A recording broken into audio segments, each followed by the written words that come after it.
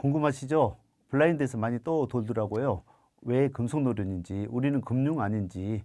그런데 저희가 작년에 처음에는 공공노련이었습니다.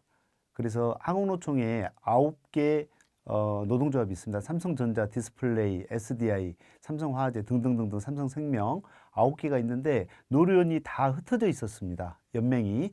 그러다 보니까 함께 힘을 합치기가 어려웠습니다. 그래서 삼성전자, 우리 전자후자가 있잖아요. 삼성전자가 속해 있는 금속노련에 삼성전자와 디스플레이 한 5개 그 단위 노동조합이 있었고 그쪽으로 합쳐서 지원을 받고 하나가 돼서 그룹을 상대하기 위해서 뭉친 겁니다. 그게 제가 궁금한 겁니다. 그래서 직원분들께 메일을 보내서 제가 말씀드렸듯이 저희 노동조합은 언제든지 위원장부터 집행부가 다 내려놓을 준비가 돼 있습니다. 그래서 하나가 돼가지고 회사를 상대로 우리의 권리를 주장을 해야지 힘이 생기는 건데 나뉘는 거, 2개, 3개 되는 거는 원래 회사의 정책입니다. 그래 복수노조는 기업이 만든 겁니다. 회사의 정책인데 그거를 갖다가 맞다라고 따르는 건 맞지 않습니다. 그것도 제가 물어보고 싶은 겁니다. 평협 회장과 제가 만나가지고 여러 차례 만나서 같이 하나가 돼서 가자라고 이야기를 했습니다. 그런 차원에서 노사협의회 근로자위원도 5대2로 우리가 노동조합 숫자가 적으니까 2명, 그 다음에 평협은 5명 갖자고 제안을 했습니다. 근데 검토하겠다고 해가지고 노조 설립만 계속 하다가 아예 받아들인다는 통보를 안 하고 노조 설립 인가를 신청을 했습니다. 그리고 임금교섭도 평협에 교섭권이 없으니까 우리가 법적 교섭권 가지고 있으니까 같이 하자고 제안을 수없이 했습니다. 근데 저희 제안은 받아들이지 않고 거의 흘려듣는 상황이었고요.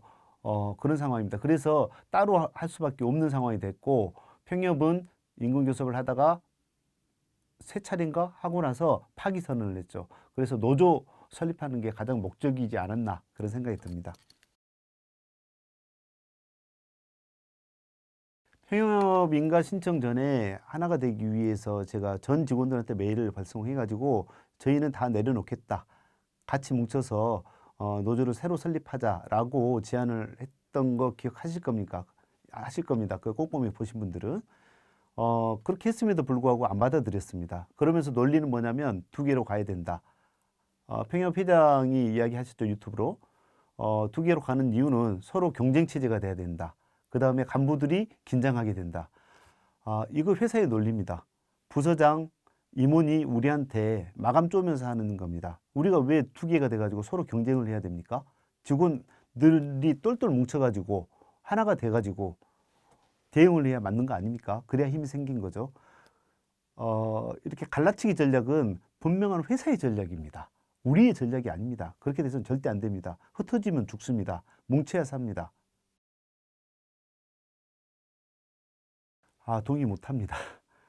저뿐만이 아니라 많은 평협을 오랫동안 경험해 보신 분들은 동의를 못 할 겁니다.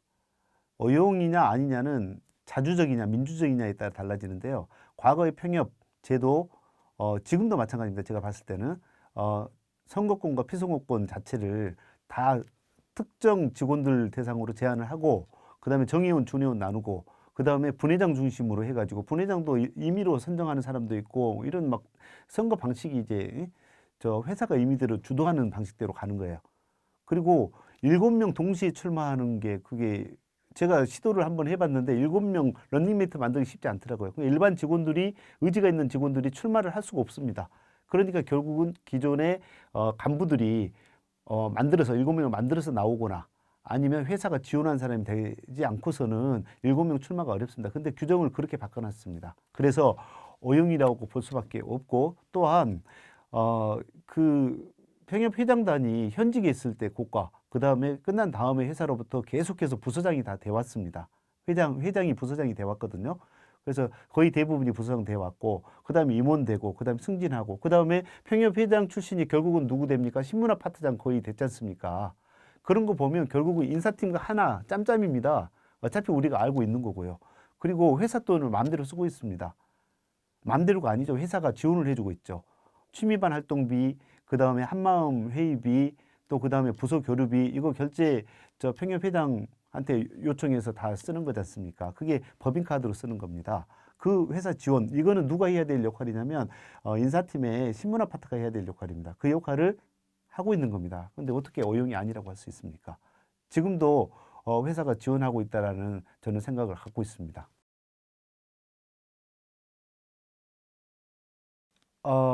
선거 방식이나 이런 것들이 많이 잘못됐다고 생각합니다. 평협의 그 준회원들은 거의 전체 직원의 40%, 그 다음에 계약직, 무기계약직 모든 직원들, 노동자들의 투표권이 거의 박탈된 상태에서 진행이 됐고요. 그 2,000명도 투표권이 있는 정의원 중심으로 됐고요. 그렇다고 해서 정의원한테 뭐라고 하는 게 아닙니다. 이 제도가 잘못됐다는 걸 제가 말씀을 드리는 거고.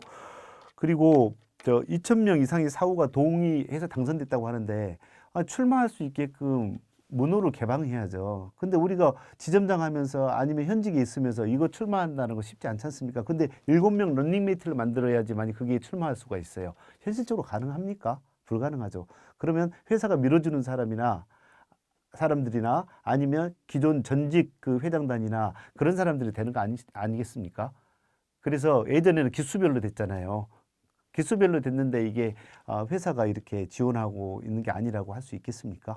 전직 부회장이 지금 현직 회장으로 또 됐는데 이게 아니라고 할 수 있겠습니까? 그리고 2,000명 이상의 사후가 동의했다라는 그 내용과 절차에 대해서는 동의를 못 합니다. 그건 잘못된 경우가 많습니다. 절차도 다시 바뀌어야 되고요. 인원수나 이런 부분의 그 선거권, 피선거권 제한도 따져야 될 부분이라고 생각합니다.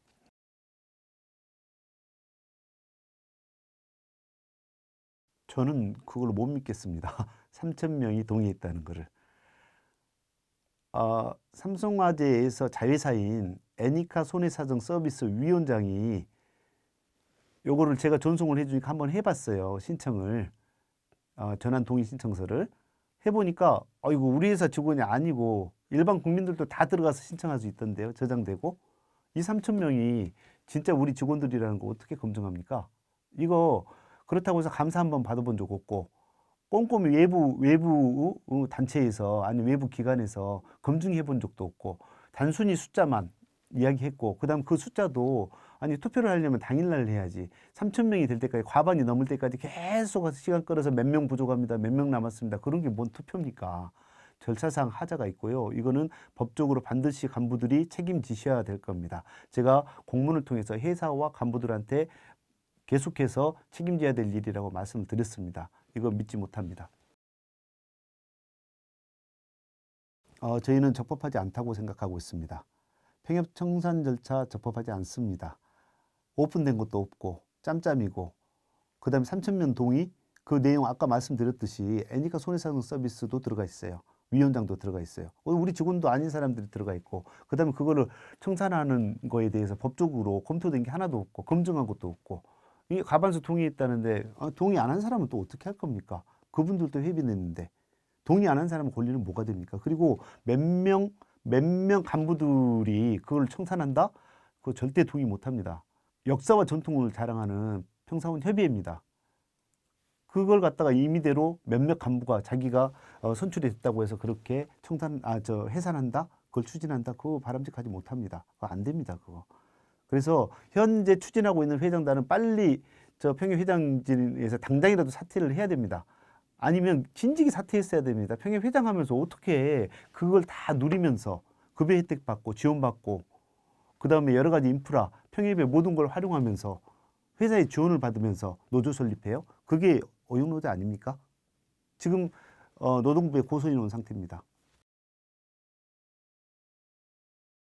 절대 안 믿습니다. 평협 회장직을 유지한다는 그 자체가 벌써 일을 않고 급여를 지원받고 있는 겁니다. 우리가 지점장이면 지점장 열심히 일하면서 노조를 설립하면 지점장 일하면서 그 대가로 급여를 받으면서 노조를 설립하는 겁니다. 근데 평협 회장은 상조회장이에요. 쉽게 말하면. 상조회장인데 다른 일을 하면서 상조회장을 해야지 상조회장 하면서 급여를 받는 거 맞지 않는 거죠. 근데 거기다가 일을 안 하면서 회사에 일을 안 하면서 급여를 지원받으면서 노동조합 설립 행위를 해온 겁니다. 굉장히 오랜 기간 동안. 이거 배임 행위에도 해당이 될 수 있습니다. 굉장히 문제가 있는 겁니다. 회사 지원, 제가 예를 들어서 하나 했는데 제가 여기서 밝히지 못한 것들이 많습니다. 회사 지원. 평사원협의회의 그 역사가 한 3, 4년 됐습니다. 장점과 단점이 있습니다. 잘한 기능은 유지돼야 된다고 생각합니다.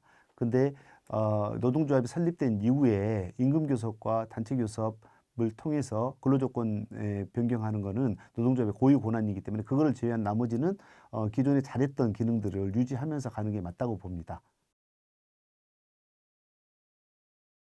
그게 제 캐수천입니다. 평협이 그간의 한 내용들 보면요. 법적으로 이렇게 하고 있는 것들이 누군가의 도움 없이는 변호사와 노무사의 도움이 없이는 하기 어려운 것들인데 도대체 자문 노무사와 변호사도 안 둔 상태에서 어떻게 이렇게 잘 대응을 할 수 있었는지 회사의 그 지원, 회사의 노무사, 변호사의 지원이 없으면 현실적으로 불가능하다고 생각합니다.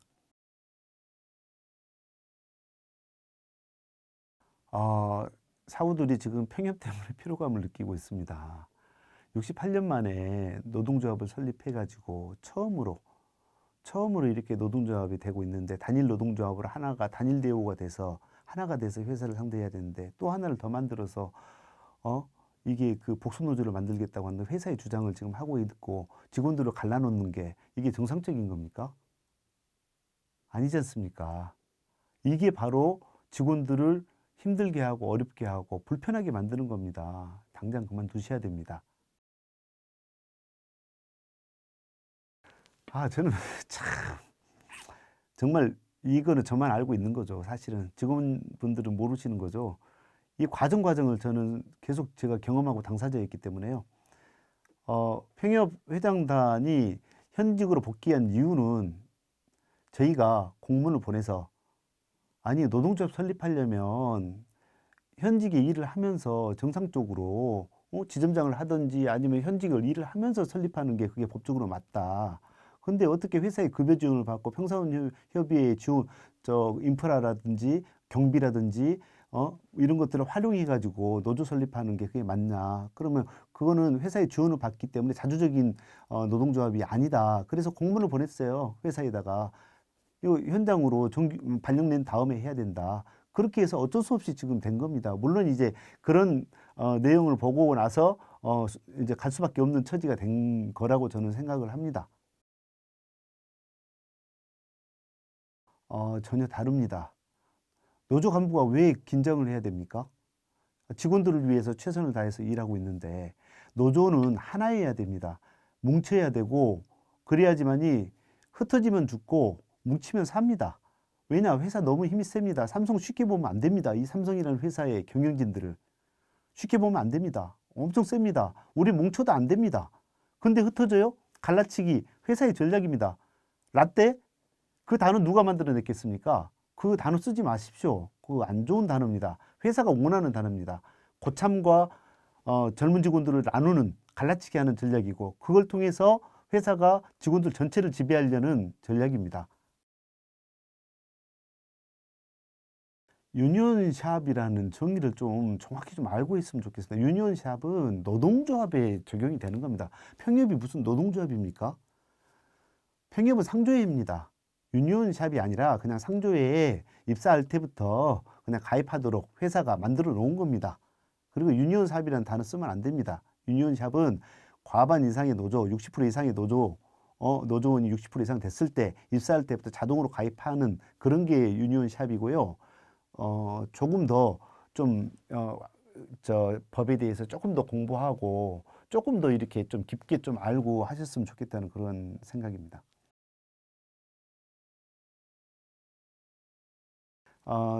그동안에 이제 평협 회장이 이야기하셨던 외부 세력은 한국노총이나 민주노총 이런 대를 이야기한 것 같아요.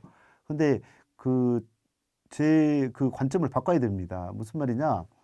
우리가 회사를 상대하려면 아는 게 있습니까? 우리가 노무 지식이 있습니까? 법률 지식이 있습니까? 아니면 회사를 상대해 본 경험이 있습니까? 아무것도 없죠. 그 우리 맨땅에 헤딩입니다. 저 지점장밖에 안 했습니다. 평협회장도 지점장하고 뭐 다른 거 했나? 그러니까 우리는 삼성화재 직원밖에 아니고 아는 게 없어요. 그러면 뭔가 전문가의 도움이 필요하죠. 법률이 필요하면 변호사 도움이 필요하고, 노무가 필요하면 노무사의 도움이 필요하고, 그리고 노동 전문 분야에 대해서 회사와 교섭하는 거에 대해서는 한국노총의 노무 전문가들이 필요합니다. 그분들의 도움을 받는 겁니다. 전문가의 도움을 받고 그 힘을 얻는 거지. 그게 그분들이 무슨 외부 세력이고 우리를 지배하고 장악하고 그 절대 잘못된 생각입니다. 그거 아닙니다. 우리가 중심이고 그분들한테 도움이 필요할 때마다 법률이든 노무든 여러 가지 자문을 구하고 도움을 요청한 것 뿐입니다. 평협회장 유튜브를 보면서 제가 깜짝 놀랐어요. 저를 너무 따라하고 있는 겁니다. 근데 따라하는 거는 카피밖에 안 됩니다. 복제입니다. 원천 기술이 없는 겁니다. 복제약을 싸게 판다고 해서 많이 팔리잖아요. 그런데 법은 뭘 하고 있냐면 원천 기술에 대해서 10년 동안 침해하지 못하라고 보존을 하고 있습니다.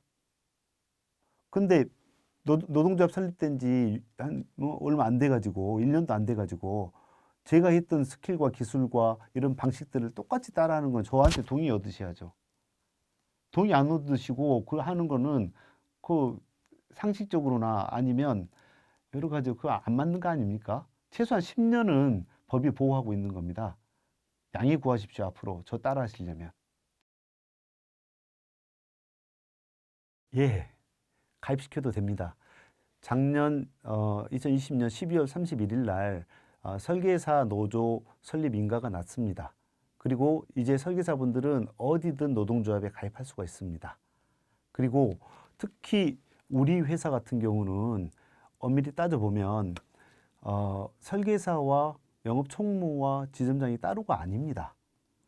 실제로 설계사분들 지금 수당 수수료 떨어졌다고 해서 강제 삭감했다고 해서 또 아니면 여러 가지 제도 문제점, 이게 단순히 설계사분들의 문제는 아니지 않습니까?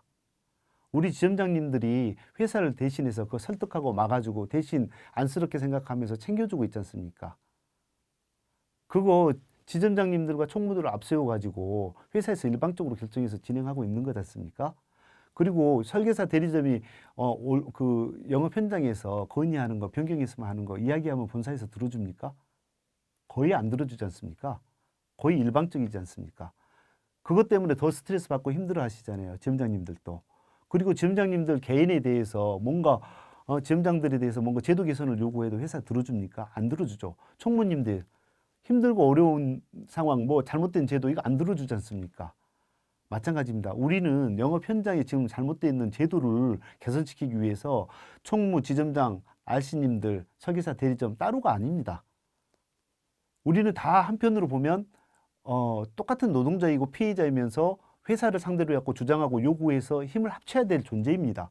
그리고 우리가 또 생각을 바꿔야 될 게 뭐냐면 우리 정규 직원들보다도 설계사 대리점 분들이 더 직장이 안정적이지 못하잖아요. 소득이 안정적이지 못하잖아요. 소득이 올랐다 내렸다 하지 않습니까? 그래서 우리가 한편으로 보면 더 챙겨줘야 될 대상이 바로 설계사 대리점입니다. 우리는 상대적으로 좀 안정적입니다. 그러면 우리의 보호 아래서 조금 이렇게 챙겨주고 거꾸로 설계사분들이 우리를 나중에 도와줄 겁니다. 제가 장담합니다. 분명히 우리가 개선하고자 하는 총무님, 지점장님, 그 다음에 보상 직원분들 원하는 그 개선하고자 하는 것들을 갖다가 하는데 우리 힘으로 안 될 때 설계사 대리점 분들이 우리의 힘을 실어주고 개선을 시켜줄 겁니다. 그래서 우리는 하나입니다. 결국은 영업 현장의 문제점들을 개선하고 그 다음에 우리 노동자들의 이익을 가져가기 위해서는 너 따로 나 따로 가면 안 됩니다. 함께 뭉쳐가지고 가야 맞습니다. 직원 여러분, 한 번 속았습니다. 회사에. 2번 속으면 안 됩니다. 한 번 속는 것은 용서가 되지만 2번 속는 거는 똑같은 속임을 당하는 거는 용서받지 못합니다. 34년 전에 회사가 잘해주겠다고 노조 설립하지 마라고 해서 상조인 평협을 만들어서 왔습니다.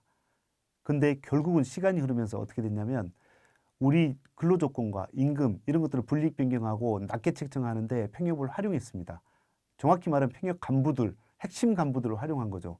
우수국가 주고 승진시키고 그다음에 그 사람들만 챙겨주면서 앞으로는 그렇게 되면 안 됩니다. 그렇게 하기 위해서 노동조합이 작년 2020년 2월 3일 날 진성노동조합이 설립된 겁니다.